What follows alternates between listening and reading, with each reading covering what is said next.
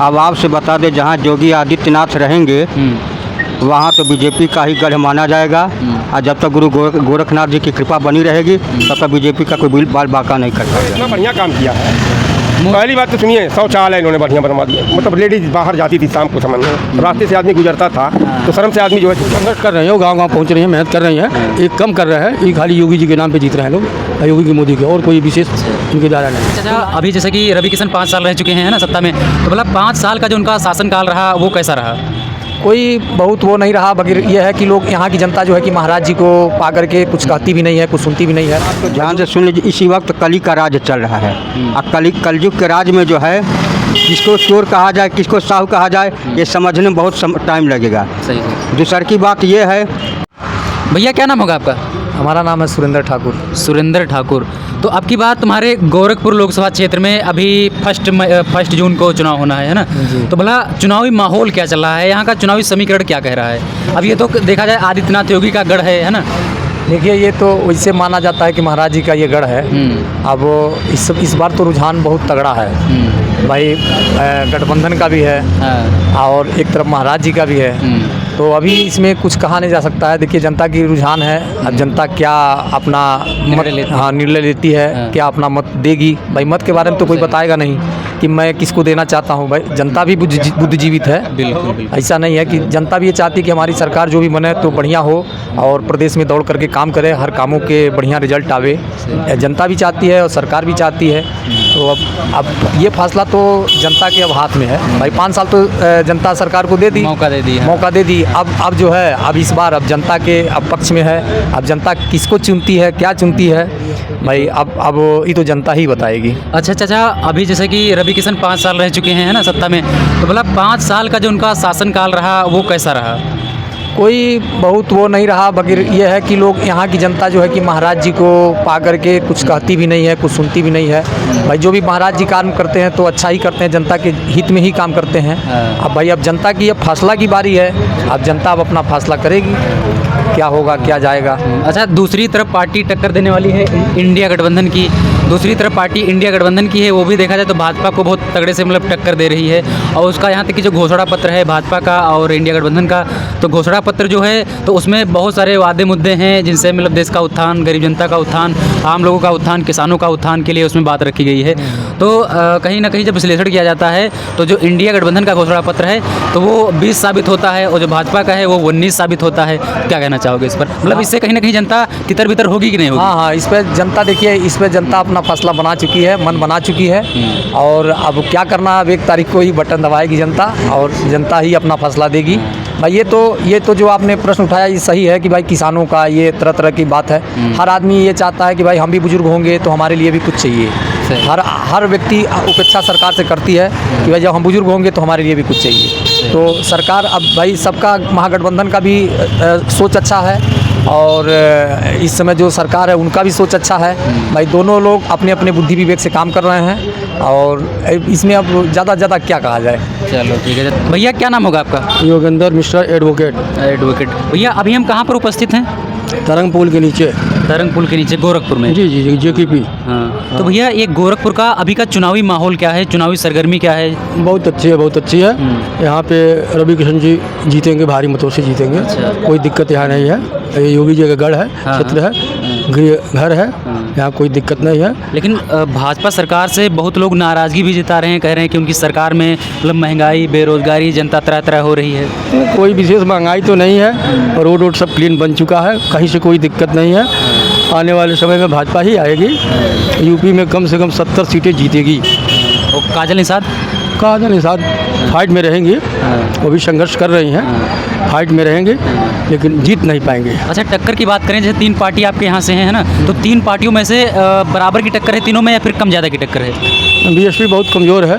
और ज़्यादा टक्कर है। बीएसपी बहुत कमज़ोर है। सपा और भाजपा में लड़ाई है, फिर भी कम से कम 2-2.5 लाख वोटों से विजयी रहेंगे। अच्छा भैया, ये आपका एरिया जैसे गोरखपुर का है तो यहाँ पर रिपोर्ट के मुताबिक जो निषाद कास्ट के लोग, उनकी जनसंख्या अधिकतर है, करीब 5 से 7 लाख के बीच में हैं। तो जो काजल जी कह रही हैं, काजल निषाद, कि हमारे कास्ट के लोग हैं वो हमें छोड़ के कहीं जाने वाले नहीं हैं। तो उस तरह से देखा जाए तो बहुमत तो निषादे की होगी। कास्ट प्रभाव नहीं पड़ता है। हाँ। वही ये क्षेत्र योगी जी का है। हाँ। सब हिंदू हैं। हिंदू राष्ट्र है, इसमें कोई दिक्कत नहीं है। रवि किशन जी कम से कम 3.5 लाख वोटों से विजयी होंगे।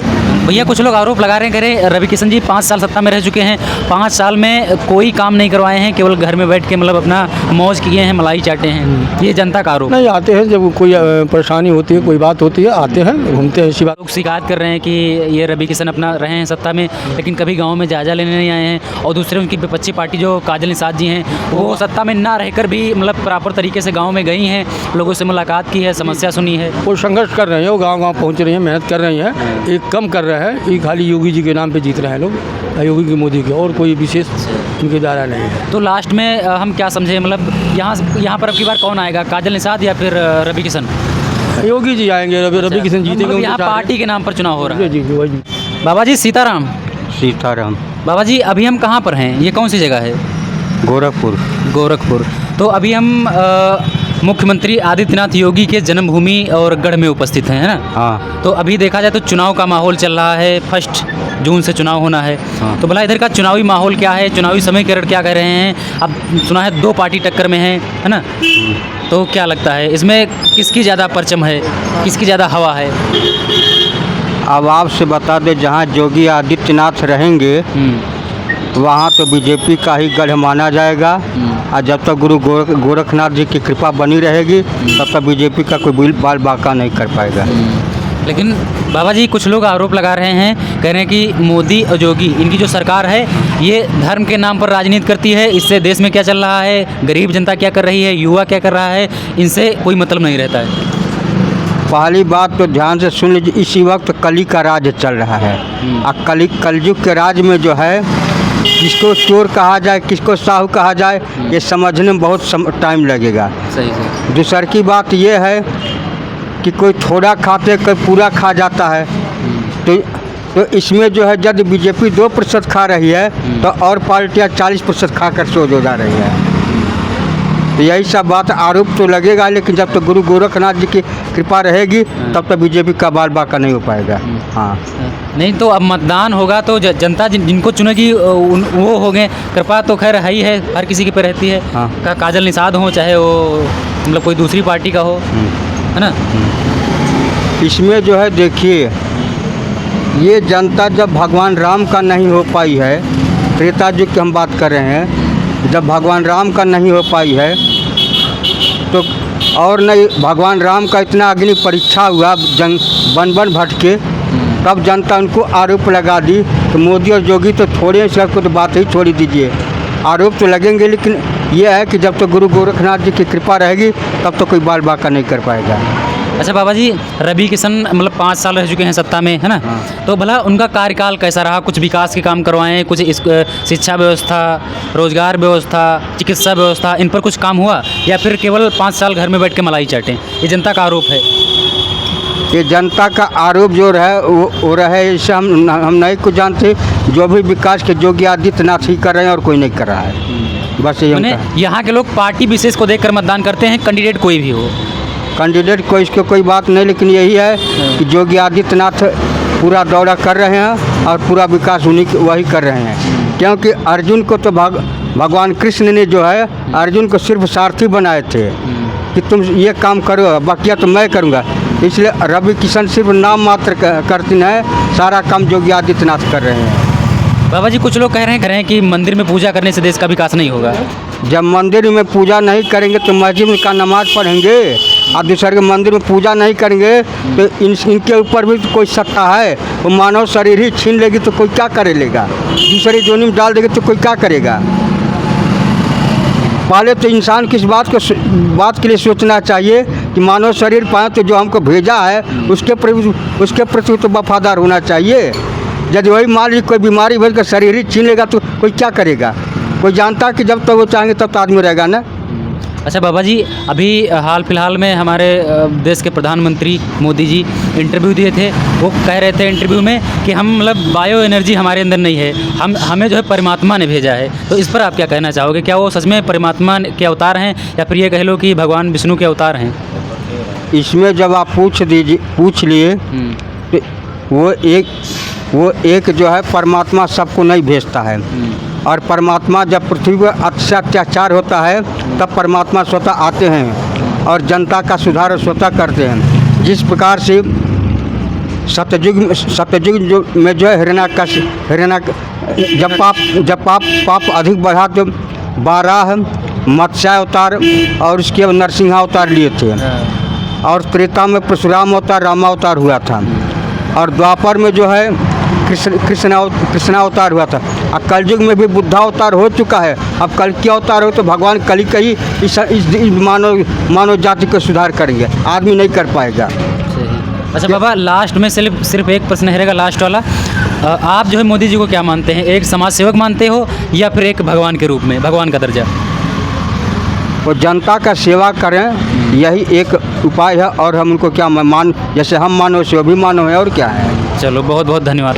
चाचा क्या नाम होगा? संजय कुमार शर्मा। संजय कुमार शर्मा।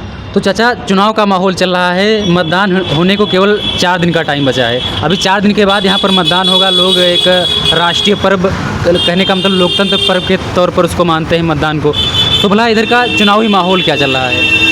चुनावी माहौल तो बहुत अच्छा है। बीजेपी के अलावा कोई नहीं ले जा पाएगा।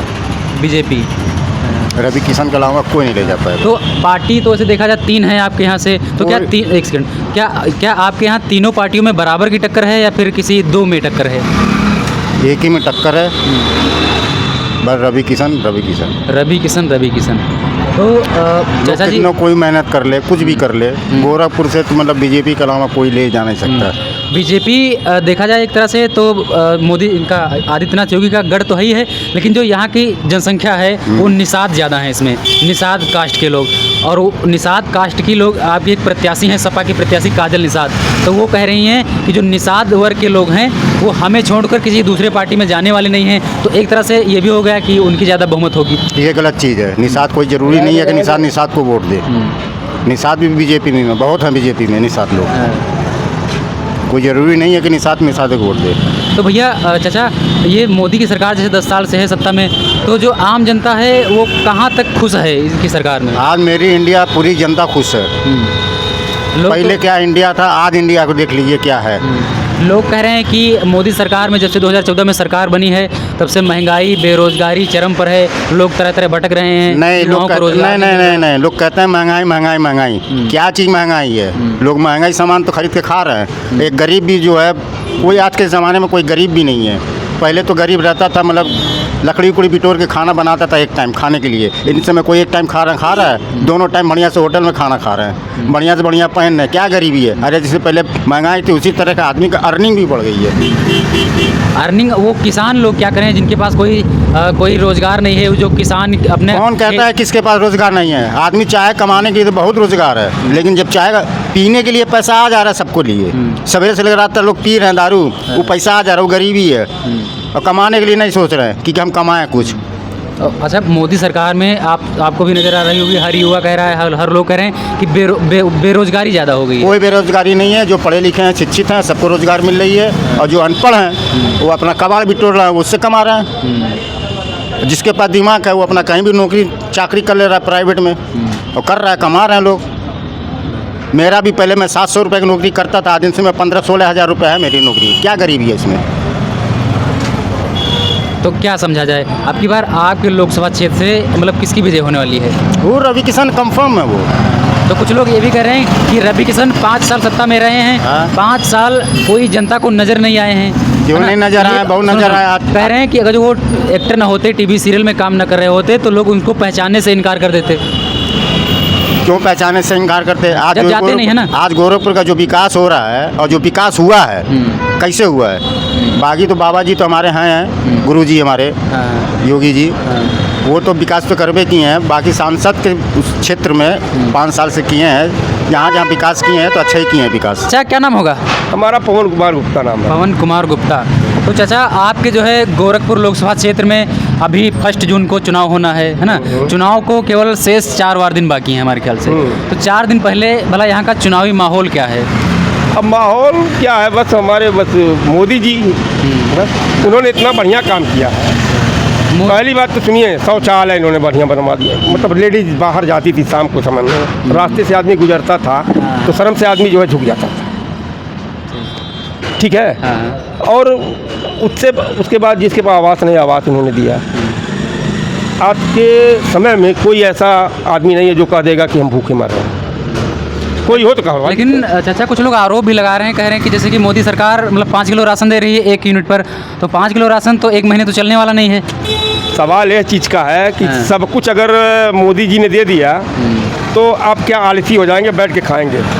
अब कहिए आप हमको एसी लगा दीजिए, एसी बैठ के सोएंगे। नहीं वो चीज़ सही, लेकिन इंडिया गठबंधन नहीं, अपना भी तो कुछ बिल्कुल कर्तव्य है। बिल्कुल। अब ये कहिए हमारे घर में साग सब्जी भी पहुंचा दीजिए, हमारे घर में तेल नमक भी पहुंचा दीजिए, तो आदमी भाई किस लिए जिंदा उससे तो जानवर नहीं हो जाएगा। फिर इंडिया गठबंधन तो कह रही है कि हम मोदी जी मतलब 5 किलो राशन दे रहे हैं यूनिट पर, हमारी सरकार आएगी तो हम 10 किलो यूनिट पर देंगे। तो सवाल ये है भैया इसमें कि इसके पहले कहाँ थे लोग, इसके पहले कहाँ थे।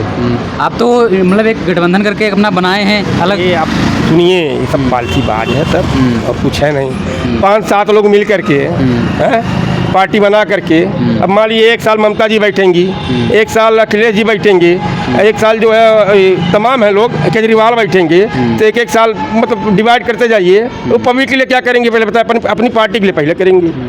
तो जो वादे मुद्दे लेकर आए हैं उन पर तो काम मतलब होना चाहिए। अरे वादा तो बहुत कुछ सभी लोग करते हैं, लेकिन प्रेजेंट टाइम में जो नज़र आता है वो साफ़ सुथरा नज़र आता है। पहले क्या था, अब क्या है।